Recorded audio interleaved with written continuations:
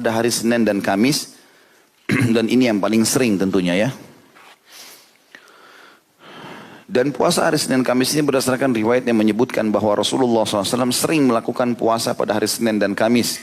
Kemudian beliau ditanya tentang hal itu, maka beliau bersabda sallallahu alaihi wasallam, "Innal a'mala tu'radu kullu itsnaini wa khamis fayaghfirullahu likulli muslimin aw likulli mu'minin illa al-mutahajiraini fayaqulu akhirhuma." Sesungguhnya perbuatan-perbuatan itu diperlihatkan pada setiap Senin dan Kamis, maksudnya dilaporkan kepada Allah. Lalu Allah mengampuni setiap muslim atau muslimah, atau setiap muslim dan setiap mukmin, kecuali dua orang yang saling memutuskan persahabatan. Allah berfirman, akhirkanlah mereka berdua. Hadis ini hadis sahih riwayat Ahmad di nomor 8161. Dan ini puasa yang paling rutin teman-teman. Antum sepekan punya berapa hari? 7. Allah cuma minta 2 hari ini. Masih ada 5 hari. Masih ada Selasa, Rabu, Jumat, Sabtu, Ahad. Janjianlah di hari-hari ini. Senin Kamis ini blok supaya buku amal antum ada ibadahnya. Dan indah, puasa itu bagus. Indah, nyaman. Gitu. Berpuasa saja, kenapa enggak puasa? Gitu. Dan sekali lagi kalau tidak dimulai maka tidak akan pernah dimulai. Syaitan akan membuat 1000 alasan supaya kita tidak melakukan.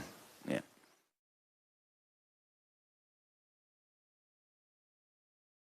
Menerangkan kepada kita bahwa Allah Jalla wa'ala sebagaimana melihat kepada isi hati kita, Allah juga melihat kepada perbuatan eksternal kita. Fa in kana salihatan qabilaha wa illa raddaha alaihim. Apabila amalan eksternal mereka benar, maka Allah akan menerimanya. Tetapi jika keliru, maka Allah akan menolaknya walaupun niat mereka baik. Allah Jalla wa'ala berfirman, hal ataka hadithul ghashiyah wujuhu yawma idzin khashiyah. Siapa mereka? Amilatun nasibah. Di antara makna tafsir ayat ini kata Syekh Abdurrahman As-Sa'di dari dua penafsiran adalah amilatun nasibah, orang-orang yang telah lelah, letih beramal, tetapi justru masuk ke dalam neraka dengan amalan-amalan mereka tersebut tatkala amalan mereka tersebut tidak ikhlas dan tidak sesuai dengan sunnah Rasulullah sallallahu alaihi wasallam, atau ikhlas tetapi tidak sesuai dengan sunnah Rasulullah sallallahu alaihi wasallam, atau sesuai dengan sunnah Rasulullah sallallahu alaihi wasallam tetapi tidak ikhlas, maka menjadi amalan yang syirki.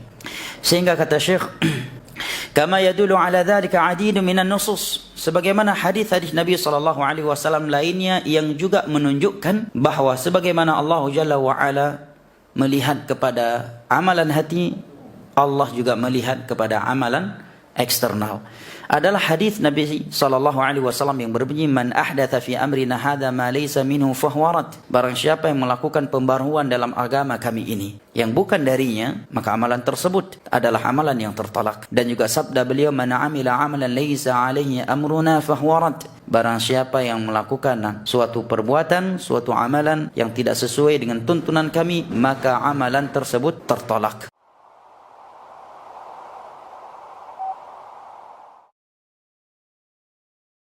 Apa definisi warok dan zuhud?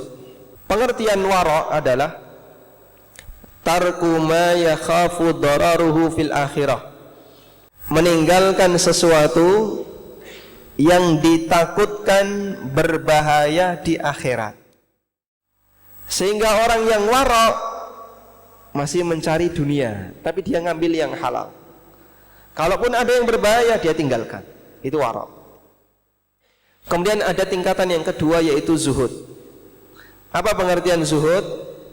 Tarku ma la yanfa'u fil akhirah, meninggalkan sesuatu yang tidak bermanfaat di akhirat. Zuhud itu warok wa zaid, warok plus. Dia tidak sebatas warok, bahkan lebih tinggi dibandingkan warok. Karena kalau warok, dia masih mencari dunia, tapi yang dia cari hanya yang murni halal. Sebelum dia beraktivitas, dia mikir dulu, kira-kira ini ada sumber dosanya enggak? Kalau ada sumber dosanya, dia tinggalkan. Itu orang warok. Kalau enggak ada, dia lakukan. Itu warok. Kalau zuhud, jangankan mengambil yang halal, dia bahkan membatasi diri sampai hanya mengambil yang kira-kira ada pahalanya di akhirat. Sehingga setiap kali dia bersikap, maka dia mikir, Iki ono ganjarane ora ya? Nek ora ono ganjarane ditinggal, Pak. Dia hanya baru bisa mau beramal jika ada pahalanya. Maka zuhud lebih tinggi dibandingkan wara. Nah, orang yang zuhud itu selalu berpikir gimana caranya terus melakukan perjalanan menuju akhirat. Yang penting pokoknya berpahala. Itu orang zuhud. Kalau wara mungkin kadang di satu kesempatan rano ganjarane, hal yang mubah saja. Tapi dia membatasi diri jangan sampai melakukan yang haram.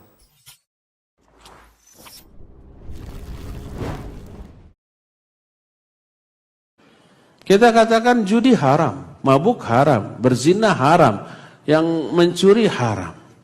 Apakah dengan mengatakan semua itu kita merasa diri soleh dan suci? Tidak.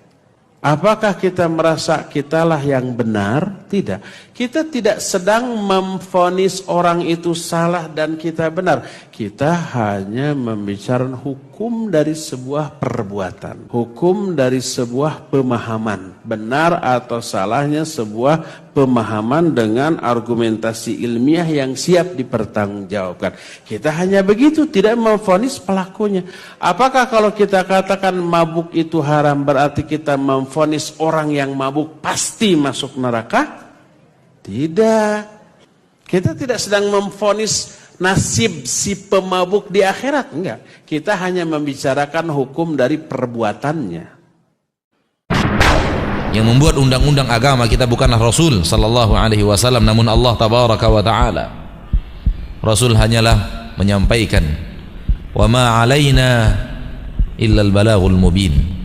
Tidaklah ada kewajiban kami selain menyampaikan saja.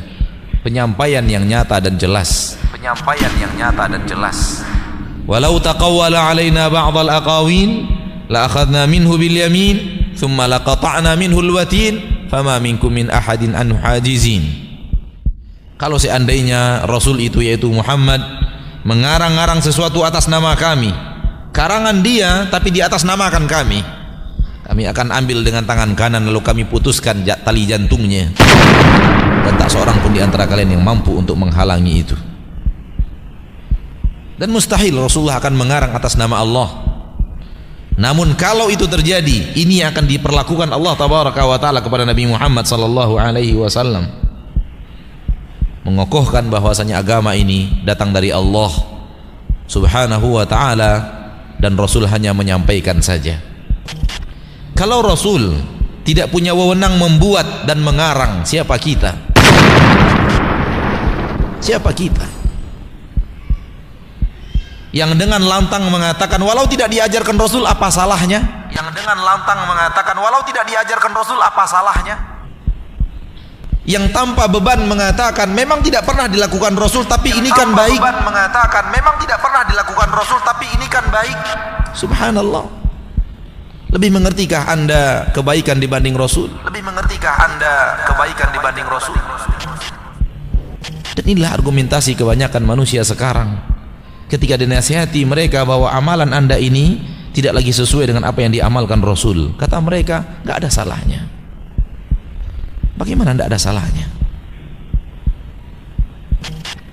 Yang tidak diamalkan Rasul, yang tidak diajarkan Rasul, yang tidak disampaikan Rasul bukan agama. Yang tidak diajarkan Rasul, yang tidak disampaikan Rasul bukan agama. Lalu di atas itu Anda beribadah kepada Allah. Saya takut surga yang Anda idam-idamkan bukan surga yang dikatakan Rasulullah sallallahu alaihi wasallam.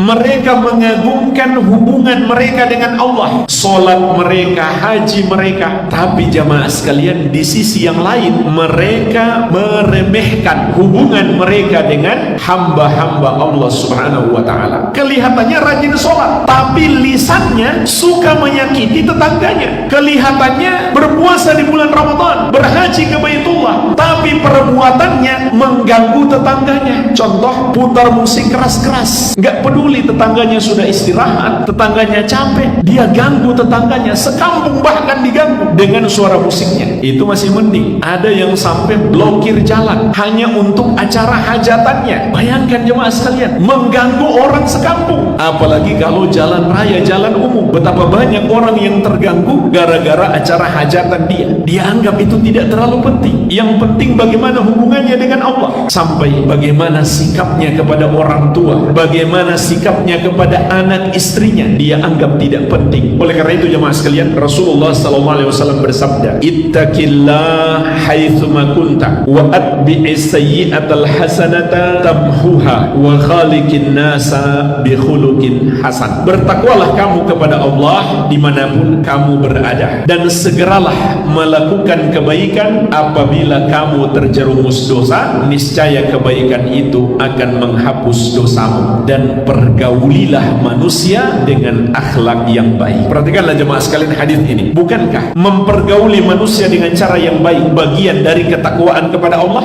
Tentu itu bagian dari ketakwaan kepada Allah. Tapi mengapa Rasulullah SAW sudah menyuruh kita bertakwa, masih menyuruh kita berakhlak mulia? Padahal akhlak mulia bagian dari takwa. Kata Imam Ibnu Rajab rahimahullah dalam kitab beliau Jami'ul Ulumi wal Hikam, karena ada sebagian orang, mereka mengira bertakwa itu hanyalah hubungan mereka dengan Allah Subhanahu wa ta'ala, dan mereka tidak pedulikan hubungan mereka dengan manusia. Dia pikir yang penting dia jaga sholatnya, puasanya, hajinya, zakatnya. Dia tidak mementingkan bagaimana keridhaan orang tuanya. Padahal Nabi SAW bersabda, ridallahi fi ridal walidain wa sakhatullahi fi sakhatil walidain. Ridho Allah terletak pada ridho kedua orang tua, murka Allah terletak pada murka kedua orang tua. Maka manusia yang paling berhak untuk kita berakhlak baik adalah orang tua kita sendiri, kemudian anak dan istri kita.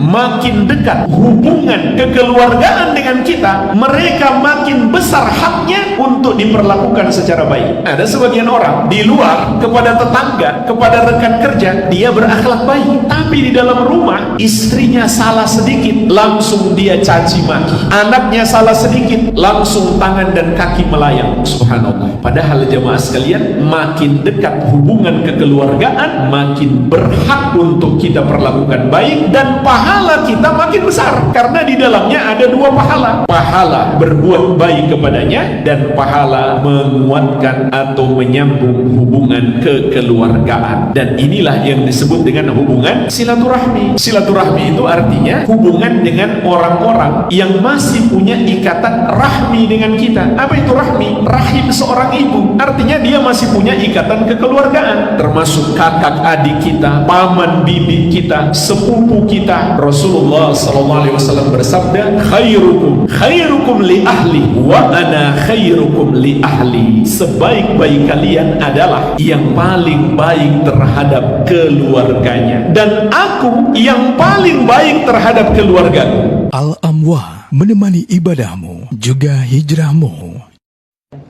Barakallahu fiik. Ya, berkaitan dengan doa ketika sujud.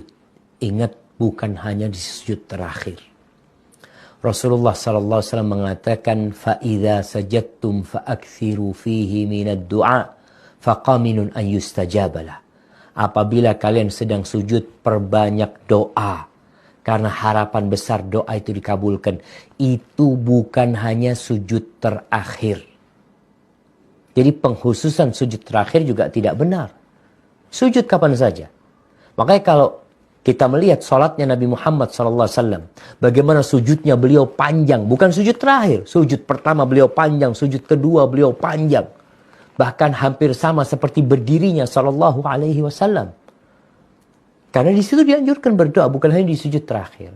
Tapi kalau jadi imam, maka perhatikan makmumnya.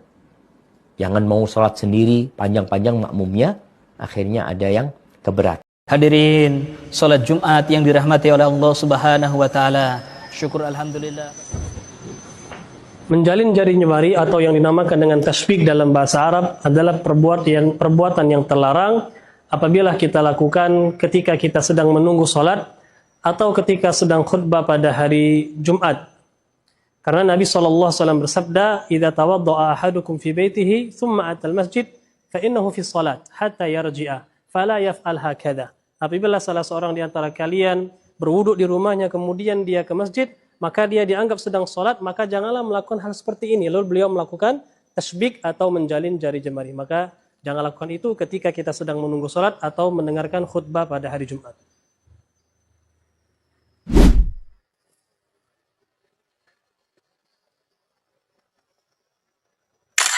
Siapakah Nabi Yusuf? Yusuf alaihi salam alladhi anzalallahu fi qissatihi suratan kamilah. Dia adalah nabi yang Allah Subhanahu wa taala turunkan kisahnya dalam satu surat secara sempurna.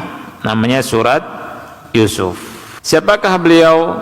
Yusuf alaihi salam alladhi u'tiya syatral jamal. Yusuf adalah nabi yang diberikan setengah ketampanan. Jadi setengah ketampanan manusia itu ada pada Nabi Yusuf. Salat subuh adalah inti dari salat 5 waktu dan dia sangat besar pahalanya. Allah mengatakan dalam Al-Qur'an, "A'udzubillahi minasyaitonirrajim, wa Qur'anal fajr. Inna Qur'anal fajr kana mashhuda." Dan bacaan ayat Al-Quran yang dibaca pada Al-Fajr atau sholat subuh, sesungguhnya itu disaksikan oleh para malaikat. Sholat subuh, teman-teman sekalian, adalah awal absen seorang hamba kepada Tuhannya. Nabi SAW bersabda, siapa yang sholat subuh berjamaah di masjid, maka dia berada di bawah naungan Allah sampai hari esoknya.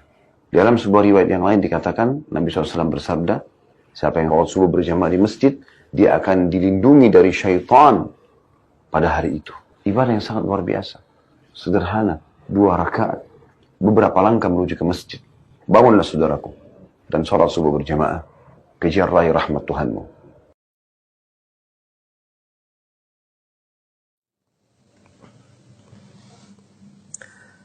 Alhamdulillah wassalatu wassalamu ala rasulillah. Pemirsa yang berbahagia, di kesempatan kali ini saya akan menceritakan sebuah hadis yang diriwayatkan oleh Bukhari dari sahabat Ibnu Mas'ud radhiyallahu anhu.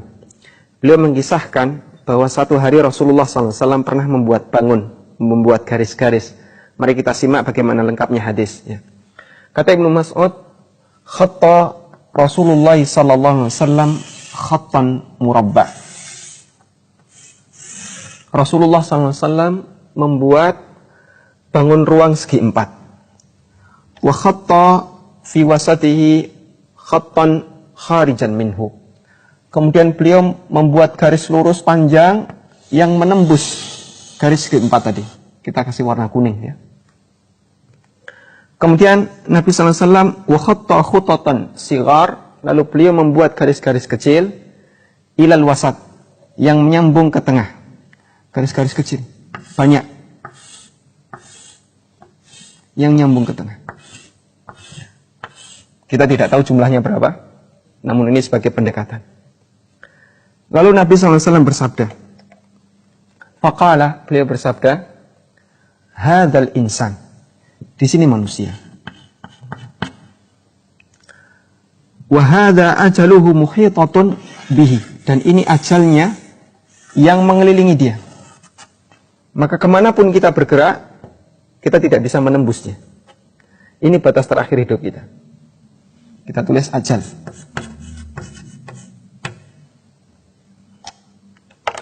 Kemudian beliau bersabda, wa hadzal ladzi huwa kharijun, dan garis yang keluar dari batas ajal ini adalah amaluhu. Di sini ada obsesi manusia, cita-cita. Obsesi yang diinginkan oleh manusia. Wa hadzal khutatus sigar, sementara garis kecil-kecil yang dia melintang sepanjang perjalanannya adalah al-a'rad, rintangan hidup. Fa in akhta'ahu hadza, jika dia bisa selamat di rintangan pertama, nahasyahu hadza, dia nanti kecantol di rintangan kedua. Wa in akhta'ahu hadza, dan jika dia bisa selamat di rintangan kedua, nahasyahu hadza, dia akan kecantol di rintangan yang ketiga. Dan begitu seterusnya sampai dia menemui ajalnya, kematian. Pemirsa yang berbahagia, Seperti inilah naluri yang digambarkan oleh Nabi SAW. Setiap manusia memiliki naluri. Dia ingin mengharapkan sesuatu yang menjadi cita-citanya, yang menjadi obsesinya. Namun bisa jadi obsesi itu, cita-cita itu belum bisa dia dapatkan sampai ajal menjemputnya. Dan umumnya manusia demikian. Cita-citanya ternyata jauh lebih melesat, keluar lebih jauh dibandingkan batas ajalnya. Banyak orang yang memiliki harapan. Dia berusaha melakukan segala sesuatu yang dia bisa lakukan untuk mewujudkan harapannya. Saat ini semua orang mengharapkan dirinya bahagia. Dia bekerja. Dia melakukan berbagai macam kegiatan untuk mendapatkan apa yang dia inginkan. Setelah di usia tua, bergantilah kebahagiaannya. Dia lebih bahagia ketika melihat anaknya bahagia. Dia lebih senang ketika melihat keluarganya bahagia. Maka dia berusaha mengumpulkan warisan sebanyak-banyaknya untuk nantinya sebagai bekal keturunannya yang dia tinggalkan. Dan begitu seterusnya sampai dia mati, dia belum bisa mendapatkan apa yang menjadi cita-citanya. Dan setiap kali dia menuju apa yang dia cita-citakan akan terhalangi dengan berbagai macam rintangan. Maka betapa capeknya hidup. Setiap dia berjalan ada satu rintangan. Nanti dia bisa selamat di rintangan pertama, dia akan kecantol di rintangan kedua, dan begitu seterusnya. Maka benar apa kata Allah Subhanahu wa taala, ya ayyuhal insan, innaka kadihun ila rabbika kadhan famulaqi. Wahai manusia, sungguh kalian itu betul-betul capek ila rabbik, menuju Allah.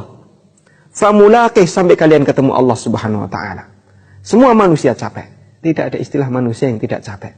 Apapun profesi Anda, apapun usia, berapapun usia Anda, apapun jenis kelamin Anda, semua manusia pasti capek. Karena kita semuanya bergerak. Tinggal saatnya kita berpikir. Kita mengharapkan satu cita-cita. Memikirkan sesuatu yang belum pasti. Namun kita tidak pernah memikirkan sesuatu yang pasti, yaitu kematian. Kita lebih sibuk memikirkan sesuatu yang belum jelas, yang belum tentu bisa kita dapatkan. Namun jarang sekali kita memikirkan sesuatu yang pasti, yang akan kita jumpai, yaitu kematian. Kita capek dalam berusaha menggapai apa yang kita inginkan. Namun pernahkah kita berpikir, apakah capek kita ini akan mendatangkan manfaat besok setelah kematian, ataukah justru akan menjadi beban bagi kita? Semoga hadis yang sederhana ini bisa memberikan gambaran kepada kita bagaimana kondisi hidup manusia, sehingga kita semakin berhati-hati dalam menjalaninya. Wassallallahu ala nabiyyina Muhammadin wa ala alihi wa sahbihi wasallam, wa akhiru da'wana alhamdulillahi rabbil alamin.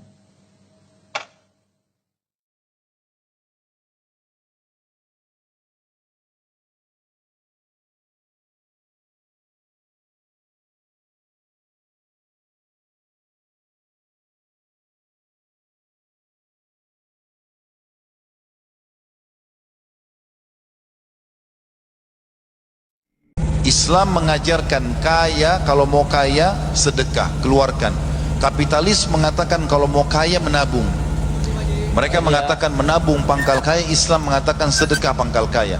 Makin banyak memberi kepada orang, maka makin banyak rezeki yang Allah berikan.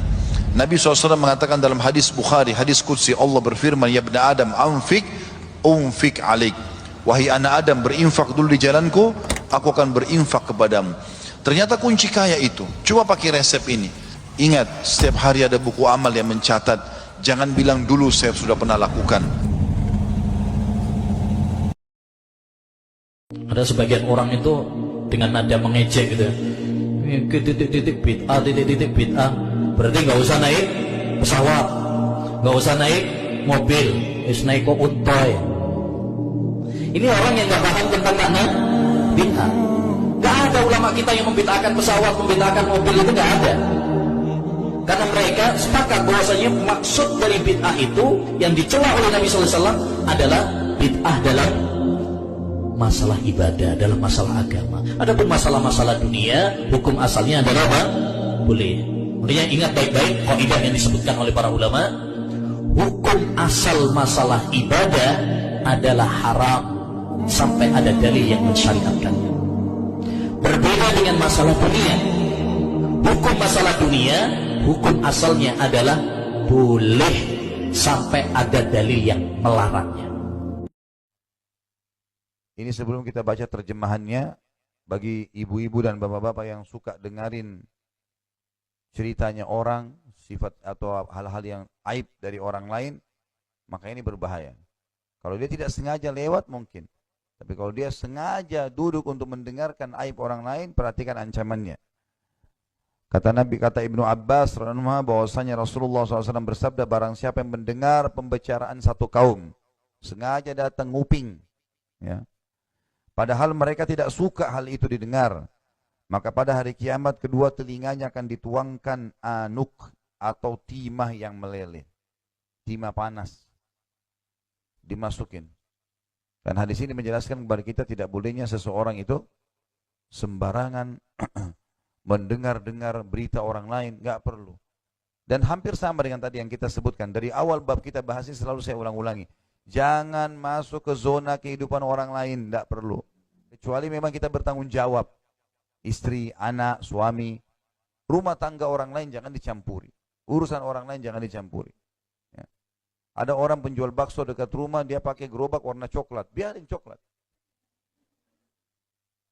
Walaupun kita suka warna biru, mas ganti biru gerobaknya mas, punya orang terserah dia, nggak usah campur itu. Nah. Jadi nggak perlu. Dan kita juga memberikan saran kepada orang yang paling tepat kalau dia butuh untuk itu, dia minta. Ya, nggak usah kita selalu menjadi pahlawan tiba-tiba, memberikan saran sana sini, padahal sebenarnya belum tentu saran kita itu maksimal. Ya. Kecuali memang kalau dasarnya kita tahu hal itu lebih baik. Misal ada orang sholat duha 2 rakaat, kebetulan kita sama-sama masuk di satu tempat mau sholat, dia 2 rakaat, kita tahu sebenarnya sholat lebih afdal, duha bisa lebih sampai 12 rakaat misalnya. Maka kita tahu dia 2 rakaat sholat, mungkin kita tanya, Assalamualaikum mas, Assalamualaikum bu, misalnya ibu-ibu nanya teman-temannya, tadi sholat apa? Duha, 2 rakaat. Ya. Ya sudah tahu belum ada hadis yang menjelaskan masalah 4 rakaat, masalah 8 rakaat, masalah 12 rakaat. Mungkin dia belum tahu. Karena kita lihat di depan mata memang dia mengerjakannya yang mufaddal, ada yang lebih afdal, itu lain. Tapi jangan menjadi pahlawan tanpa ada urusan tiba-tiba memberikan saran-saran yang mungkin belum tentu tepat, mungkin lebih baik seperti sarannya, mungkin perilaku dia lebih baik sebenarnya. Ini kan. Jadi harus difahami poin ini. Makanya batasi sekali. Kita sibuk dengan diri kita. Ini loh diri kita, ini sebatas ini. Suara kita cuma jangkauannya seperti ini, tangan kita jangkauannya seperti ini, telinga kita jangkauannya menangkap suara terbatas, tatapan mata terbatas, sudah cukup itu saja. Enggak usah berlebihan, lintas pagar tetangga. Nah, seperti saya pernah bilang ya, ada orang subhanallah tetangganya beli AC, dia yang kedinginan. Nah. Kenapa kalau beli AC? Dilihat food, mau cari tahu merek apa dibeli ya. Kan kemarin baru antar AC, kenapa AC lagi? Buat kamar mana itu? Akhirnya digosipin kemana-mana, pembantunya juga dipakein AC. Dia mau pakein pembantunya, supirnya AC, mau apa, terserah, urusan orang. Kenapa campuri? Nggak perlu campuri sampai ke sana. Hati-hati orang yang sengaja mencari-cari masalah ini, nguping pembicaraan orang, dan orang tidak suka untuk didengar, gitu kan? Maka berarti di telinganya dituangkan timah panas pada hari kiamat.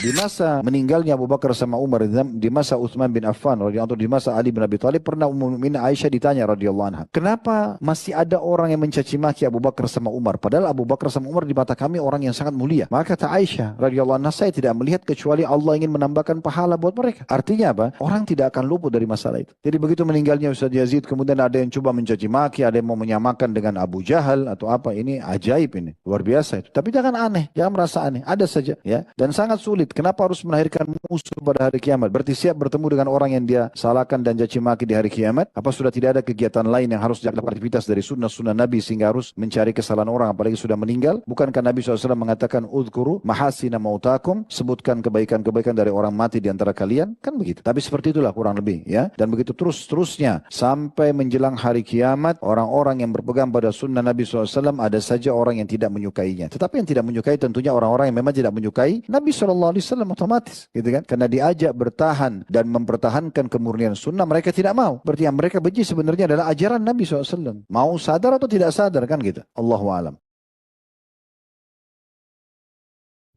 anna man ata'a ar-rasula wa wahadallaha la yajuzu lahu muwalatu man haddallaha wa rasulah walau kana aqraba qaribin. Bahwasanya orang yang benar-benar menaati Rasul dan mentauhidkan Allah, tidak boleh baginya bersikap loyal atau menjadikan sebagai wali orang yang memusuhi Allah dan Rasulnya, yaitu semua orang kafir meskipun kerabatnya yang terdekat. Inilah jemaah sekalian pembahasan yang ketiga tentang kewajiban berlepas diri dari orang-orang kafir. Tidak cukup kita beriman kepada Allah, mentauhidkan Allah, menyembah Allah, tapi kita juga harus berlepas diri dari orang-orang kafir sebagaimana kita berlepas diri dari perbuatan mereka. Tidak cukup kita berlepas diri dari perbuatan mereka saja, tapi kita juga diperintahkan berlepas diri dari mereka, dari orang-orang yang berbuat dosa syirik tersebut. Wad dalilu qauluhu ta'ala, dalilnya adalah firman Allah Subhanahu wa ta'ala, la tajidu qauman yu'minuna billahi wal yaumil akhir yuwadduna man haddallaha wa rasulah. Engkau tidak akan mendapati satu kaum yang benar-benar beriman kepada Allah dan hari akhir berkasih sayang dengan orang yang memusuhi Allah dan Rasulnya. Walau kanu aba'ahum, meskipun orang-orang yang memusuhi Allah dan Rasulnya itu adalah orang tua mereka, au abna'ahum, atau anak-anak mereka, au ikhwanahum, atau saudara-saudara mereka, au ashiratahum, atau karib kerabat mereka. Ulaika kataba fi qulubihimul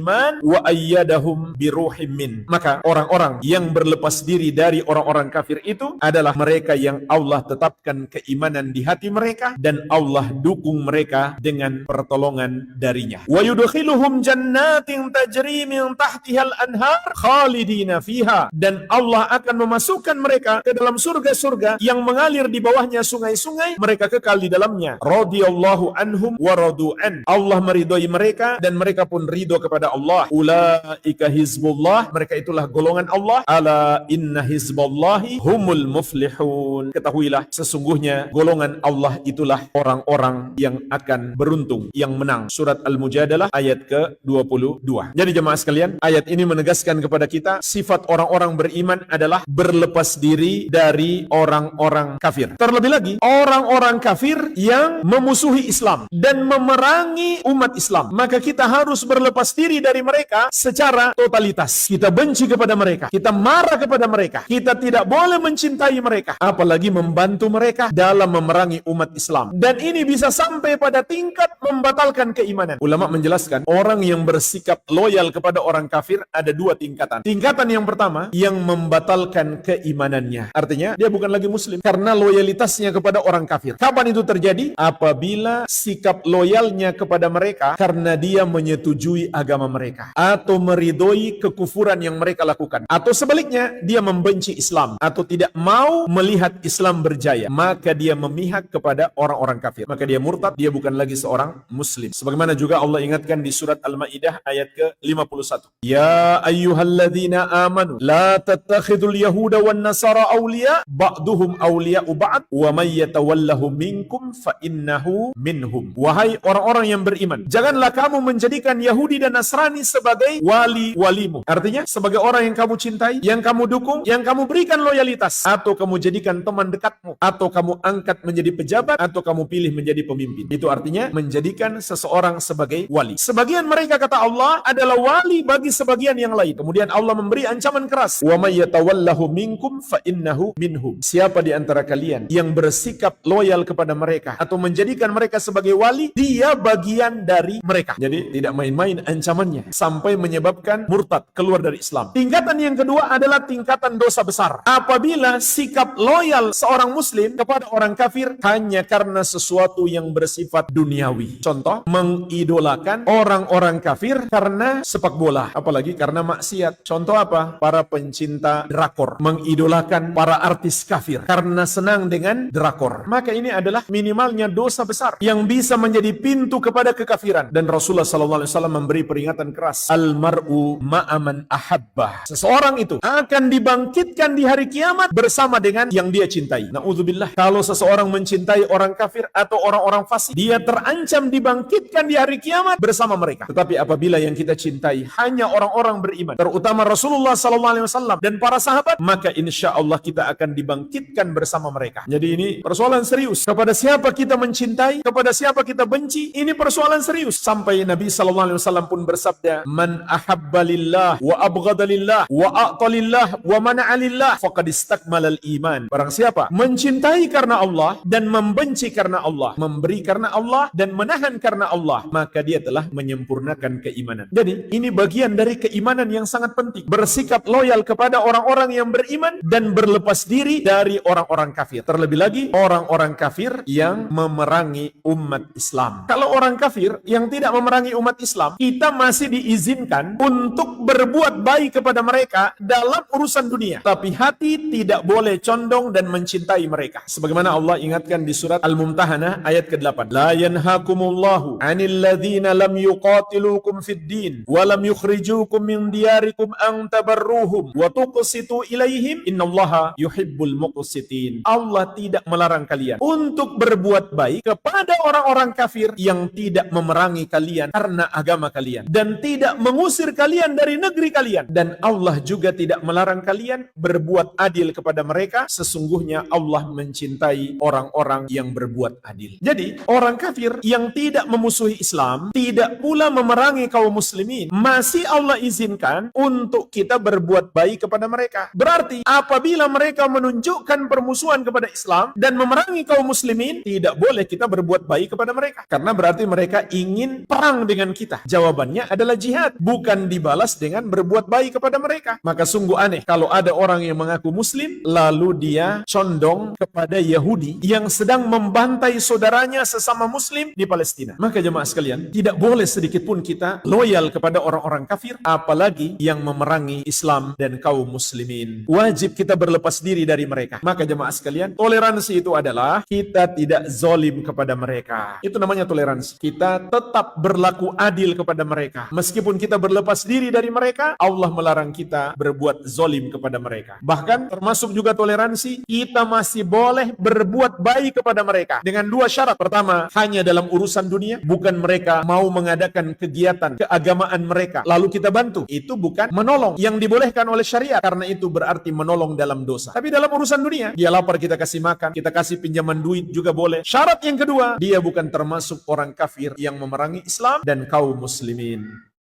Dengan takwa Allah akan menganugerahkan kepada kita ilmu. Dan kita sudah tahu jamaah sekalian, ilmu itu kunci kebahagiaan, kunci kebaikan. Tidak ada kebaikan tanpa ilmu. Sebanyak apa kebaikan kita tergantung sedalam apa kita menuntut ilmu. Kata Rasulullah SAW, "May yuridillahu bihi khairan yufaqihu fid din." Barang siapa yang Allah kehendaki kebaikan baginya, Allah akan pahamkan dia dengan agama. Memahami agama adalah dengan ilmu. Dan di surat Al-Baqarah ayat 282 Allah mengatakan, "Wattaqullah wa yu'allimukumullah." Bertakwalah kepada Allah, maka Allah akan anugerahkan kepadamu ilmu. Jadi jemaah sekalian, usaha untuk meraih ilmu bukan sekedar kita duduk hadir di majelis ilmu, tapi juga ketakwaan kita dalam kehidupan sehari-hari. Juga surat Al-Anfal ayat ke-29. Ya ayyuhalladzina amanu in tattaqullaha yaj'al lakum furqanan. Wahai orang-orang yang beriman, apabila kalian bertakwa kepada Allah, maka Allah akan anugerahkan kepada kalian furqan. Furqan itu artinya ilmu yang dengannya kita bisa membedakan yang benar dan yang salah, yang bermanfaat dan yang berbahaya. Syekh Ibnu Utsaimin rahimahullah menjelaskan makna furqan itu mencakup 3 makna. Ilmu yang kita ketahui, hafalan dan pemahaman. Nah, ayat ini menunjukkan kepada kita 3 hal ini manusia akan bertingkat-tingkat sesuai dengan tingkatan ketakwaan. Mungkin mereka punya ilmu yang sama, tahu sesuatu yang sama, katakanlah satu ayat atau satu hadis, karena mereka duduk di majelis yang sama. Tapi yang satu hafal, yang satu sudah lupa, karena yang satu lebih bertakwa. Atau yang satu bisa mengeluarkan dari hadis itu 3 pelajaran, sedangkan yang satunya lagi bisa memetik sampai 10 pelajaran. Itu karena ketakwaan. Padahal mereka tahu hadis yang sama. Dan inilah diantara kemuliaan Imam Syafi'i rahimahullah. Banyak ulama ahli hadis mengalahkan beliau dari segi banyaknya hadis yang diketahui. Tapi ketika mereka menyampaikan hadis itu kepada Imam Syafi'i, ternyata Imam Syafi'i lebih paham tentang hadis itu daripada mereka yang sudah menghafal duluan. Itulah ketakwaan. Imam Syafi'i rahimahullah juga pernah mengatakan, "Syakautu ila waqi'in su'ahifdhi." Hafalanku pernah terganggu, maka aku mengadu kepada guruku Waqi', yaitu Waqi' Ibnu Jarrah rahimahullah, salah seorang guru Imam Asy-Syafi'i, imam besar ahli hadis. Fa arsyadani ila tarkil ma'asi. Maka beliau memberikan bimbingan kepadaku untuk meninggalkan maksiat, perbanyak taubat dan istighfar. Wa akhbarani bi annal ilma nurun wa nurullahi la yuhda li asi. Dan beliau mengabarkan kepadaku ilmu itu adalah cahaya, dan cahaya Allah tidak akan diberikan kepada orang yang suka bermaksiat. Maka di kemudian hari Imam Syafi'i rahimahullah menjadi ulama besar sebagaimana yang telah kita ketahui. Syekh Ibnu Utsaimin rahimahullah taala juga pernah menyebutkan bait-bait syair tentang ketakwaan yang disebutkan para ulama dahulu. Khallidz dzunuba saghiraha wa kabiraha dzakat tuqa wa'mal kamashin ala ardi syauqi yahdhar ma yara la tahkiranna saghiratan innal jibala minal hasa. Takwa itu adalah tinggalkan dosa yang besarnya maupun yang kecilnya. Itulah takwa. Dan beramalah seperti orang yang berjalan di atas tanah yang penuh duri sehingga dia berhati-hati. Serta takwa itu jangan sekali-kali engkau memandang remeh dosa, karena sesungguhnya gunung yang besar berasal dari kerikil-kerikil kecil. Inilah takwa. Menjauhi dosa, tidak membeda-bedakan yang besar maupun yang kecil, tidak pula meremehkan dosa yang kecil. Dan ketahuilah jemaah sekalian, ketika seseorang meremehkan dosa, saat itu dosanya menjadi besar, padahal yang dia lakukan dosa kecil, tapi dalam hatinya dia pandang remeh, nggak masalah, dosa biasa kok. Maka saat itu dosanya menjadi besar. Kenapa? Karena itu sama artinya dia memandang remeh kepada Allah. Karena dosa besar maupun kecil kan ditujukan kepada Allah, sehingga tidak boleh seorang muslim menganggap remeh dosa. Aku hanya akan menjalankan apapun yang kau putuskan dalam hidupku. Terkadang kau berikan kepadaku manfaat, akan aku syukuri. Terkadang kau berikan aku mudarat, aku akan bersabar.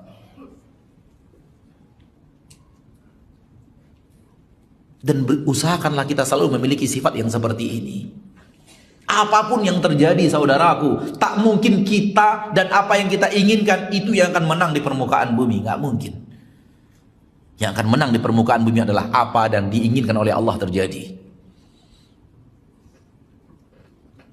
Dan Allah tabaraka wa ta'ala berulang-ulang menyebutkan di dalam Al-Quran, menggandeng antara nama Allah Al-Alim dan Al-Hakim. Inna Allah kana aliman hakima. Innahu alimun hakim. Alim dan hakim. Alim maha tahu segala-galanya. Allah maha tahu kebutuhan kita apa. Lebih tahu daripada kita.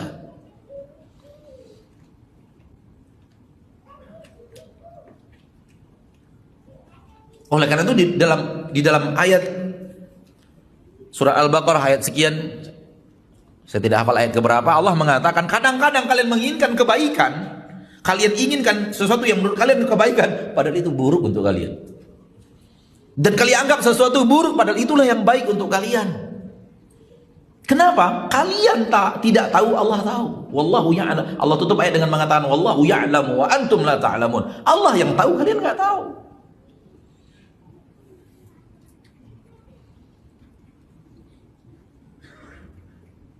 Maka seorang hamba hidup dengan sifat menyerahkan segala-galanya kepada Allah. Biarkan Allah yang mengatur apa yang Allah inginkan untuk diri saya. Sunnahnya makan kambing. Bagi bapak ibu yang tidak suka makan kambing, harus belajar makan kambing. Karena ini bagian dari syariat kita. Ada 3 dalil berhubungan dengan masalah perintah makan kambing. Yang pertama hadis Bukhari, kalau Nabi SAW sangat gemar makan paha kambing. Berarti kalau kita makan karena Nabi suka, itu pahala. Ya, kita niatkan begitu. Yang kedua ada Idul Adha. Idul Adha itu boleh unta, boleh ya sapi, tapi tetap lebih afdal domba dan kambing. Kenapa? Karena waktu Nabi Ismail tidak jadi disembeli, diganti oleh apa? Domba. Nggak diganti dengan unta, nggak diganti dengan yang lain, tapi diganti dengan itu, karena itu afdaliyanya.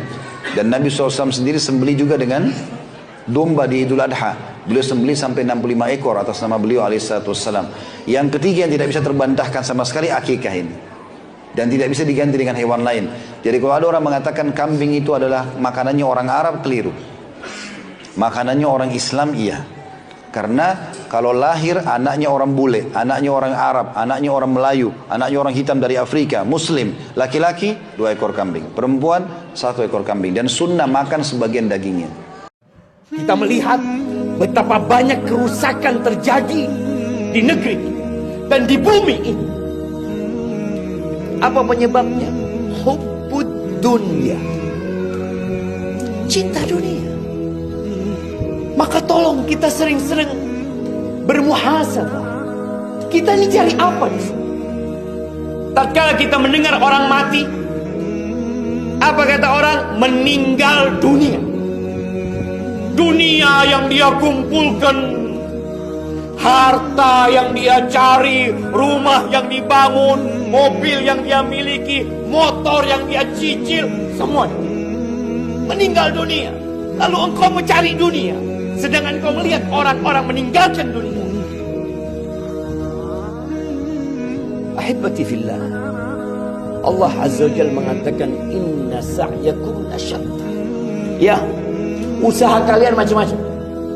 Tadi ada yang bekerja untuk cari akhir, ada yang bergabung dengan kawan-kawannya untuk cari akhir. Tapi kebanyakan kita, kata Allah, bal tu'thirunal hayatad dunya, kalian lebih mementingkan kehidupan dunia.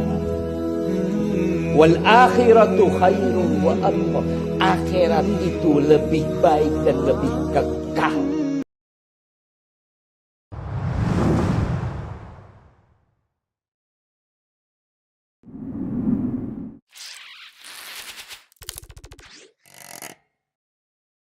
Kalau ingin bahagia, jangan meremehkan perbuatan baik sekecil apapun. La tahqiranna minal ma'rufi syai'an. Kata Nabi SAW, jangan meremehkan perbuatan baik sekecil apapun. Walau an tu'tiya silatal habl, walaupun engkau hendak memberi sambungannya tali.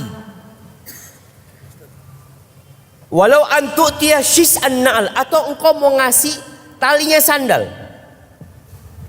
Mungkin sekarang jamaah sandalnya lah.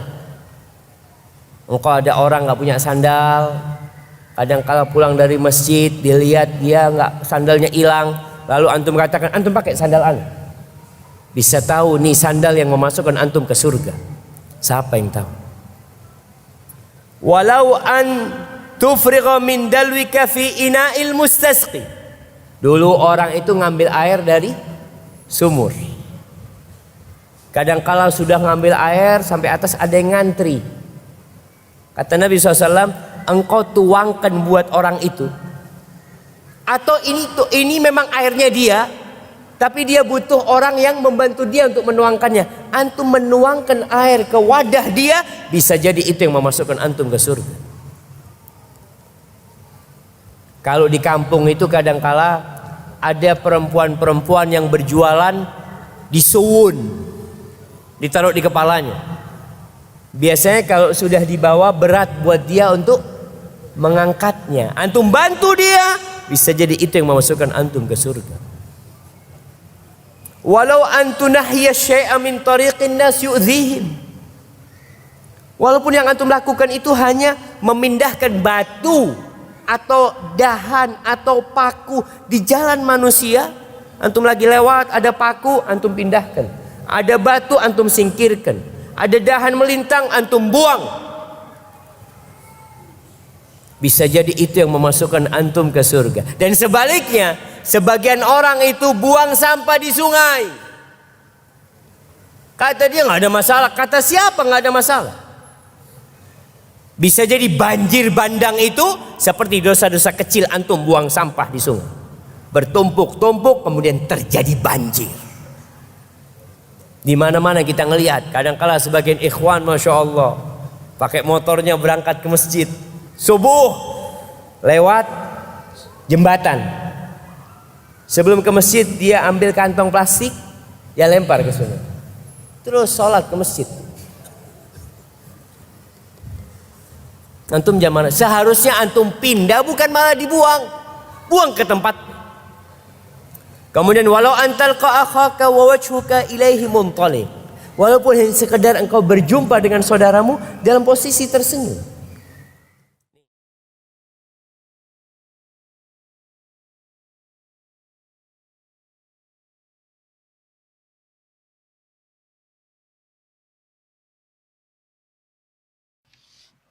Kalau orang tua sudah meninggal gimana durhakanya?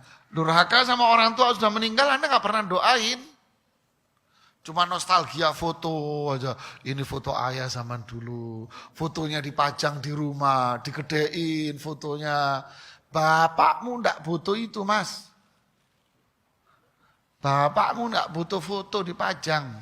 Ndak butuh kuburannya dirapiin, dikasih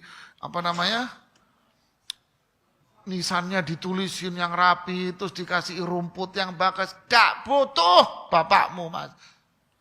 Ibumu nggak butuh rumput indah. Mau jadi alang-alang tinggi juga nggak ngaruh. Yang butuh apa? Butuh tanganmu naik doa sama Allah. Ya Allah, ampuni ayahku, ibuku. Ampuni dosa-dosanya ya Allah. Lapangkan kuburnya. Jadikan kuburnya sebagai taman-taman surga. Rahmati keduanya ya Allah. Masukkan mereka ke surgamu ya Allah. Ini yang ditunggu, Pak. Ustadz, jika terjadi perzinahan yang mengakibatkan wanita yang dizinai hamil. Ini kejadian cukup banyak ya. Bahkan terjadi dari zaman sahabat.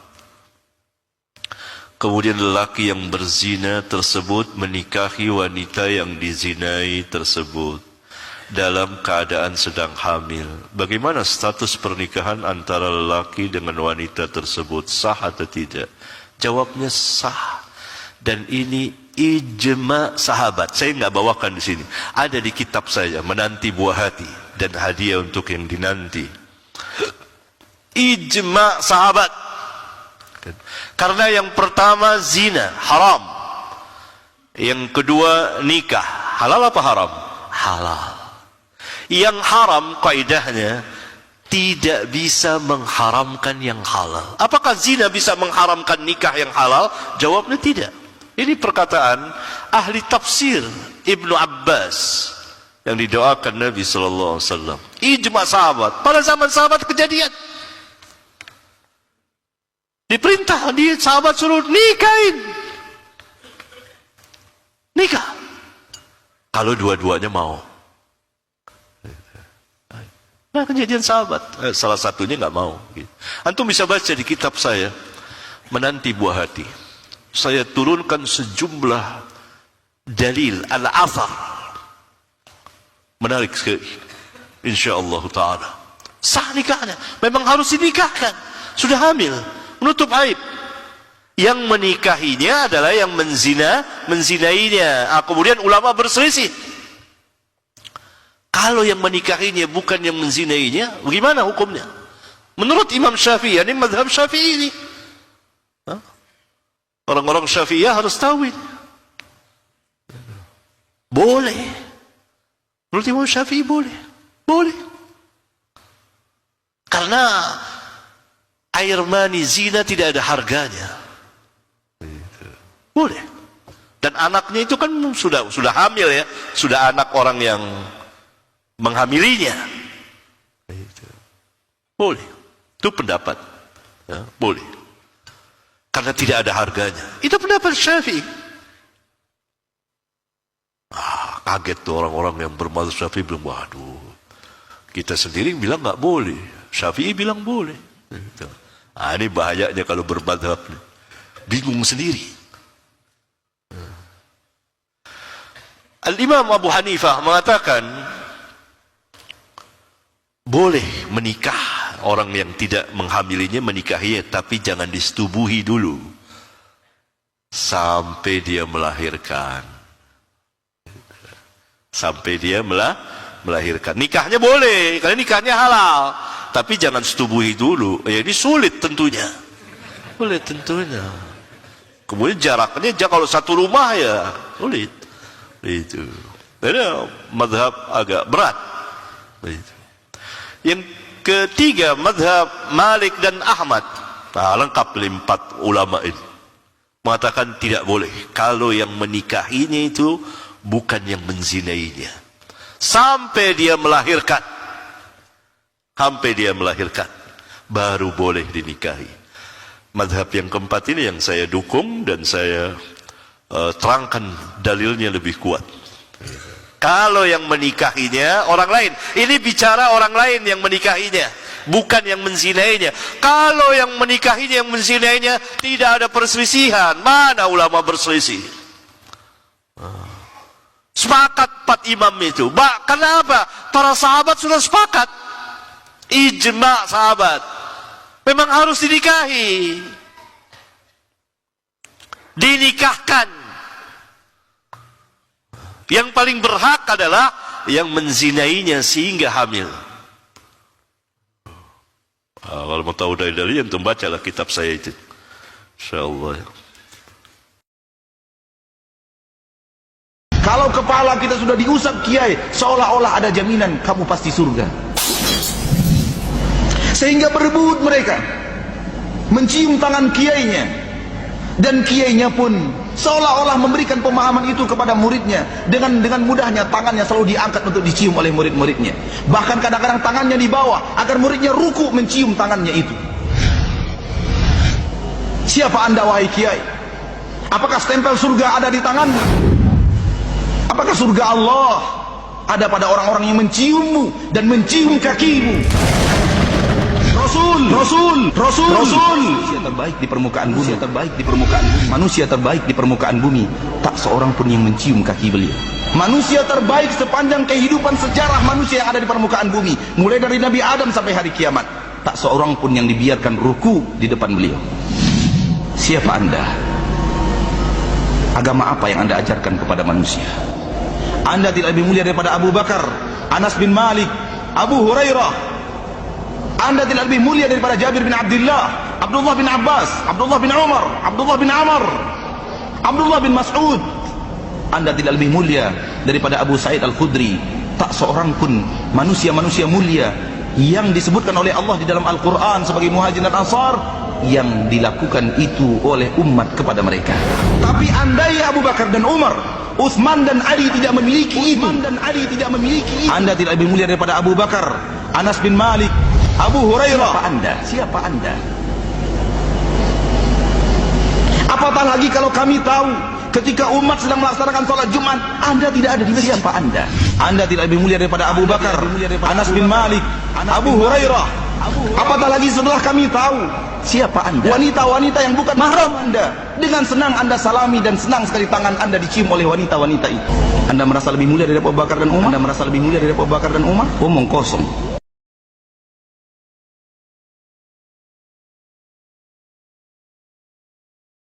Apa jawaban yang tepat ketika seorang anak usia 4 tahun bertanya, kok Allah tidak kelihatan? Jawab, Allah zatnya tidak kelihatan di dunia ini. Karena Allah tidak memperlihatkan zatnya di dunia ini. Namun Allah nanti akan memperlihatkan dirinya dan orang-orang yang beriman akan melihatnya di jannah, di akhirat nanti. Ini bacakan ayat Al-Quran, wujuhu yawma idzin nadhirah ila rabbiha nadhirah. Sekarang tidak terlihat, nanti akan terlihat. Akan kita melihatnya, akan orang-orang beriman melihatnya. Sujud harus bahasa Arab atau nggak apa-apa bahasa Indonesia. Hukum asalnya doa dalam sujud dalam sholat ini usahakan doa yang ma'thur, doa yang diajarkan oleh Allah dan diajarkan oleh Rasulullah SAW. Dan madhab Syafi'i ini termasuk ketat jamaah, karena madhab Syafi'i berpendapat yang doa dengan bahasa Indonesia nggak sah sholat. Maka usahakan antum doanya doa yang diajarkan oleh Allah dan Rasulnya. Tapi kalau bicara boleh, kalau terpaksa memang dia nggak tahu, Anda berpendapat termasuk nggak apa-apa. Kalau memang dia nggak bisa, tapi lebih berhati-hati kalau engkau mau berdoa pakai bahasa Indonesia di luar sholat. Itu lebih utama dan engkau selamat dari khilaf yang terjadi di antara para ulama. Istighfar kata kuncinya. Apa saja teman-teman sekalian yang sedang Anda hadapi, apa saja, lagi sumpah, lagi sedih, urusan belum selesai, jodoh belum datang, pekerjaan belum dapat, apa saja, lisan pertama mengucapkan astagfirullah wa atubu ilaih, tapi tulus dari hati. Terus ucapkan kalimat itu, jangan pernah berhenti sampai kita mendapatkan solusinya. Istighfar penyebab datangnya nikmat itu. Bahkan nikmat yang sudah hilang pun kembali. Dosa mendustakan ajaran-ajaran Allah atau tidak mau tunduk kepadanya. Seperti seseorang yang mendustakan satu ayat Allah atau setengah ayat. Bahkan ulama Islam dari 4 mazhab semuanya sepakat, jika ada orang yang sudah menjadi muslim lalu dia mendustakan satu huruf Al-Quran, maka batal Islamnya. Bagaimana kalau dia mendustakan satu ayat atau satu surat? Dia tidak percaya terhadap satu ayat Allah, atau dia tidak percaya terhadap satu hadis Nabi Muhammad SAW. Seperti Allah mengabarkan tentang adanya hari akhirat, Allah mengabarkan tentang adanya surga dan neraka, tapi dia tidak percaya atau dia masih kurang yakin. Kurang yakin saja berarti tidak beriman, karena iman itu adalah keyakinan. Apalagi kalau mendustakan. Maka apapun yang datang di dalam Al-Quran dan hadis Nabi Muhammad SAW harus kita imani, harus kita percaya. Tidak boleh ada keraguan sedikit pun. Sallallahu alaihi wasallam.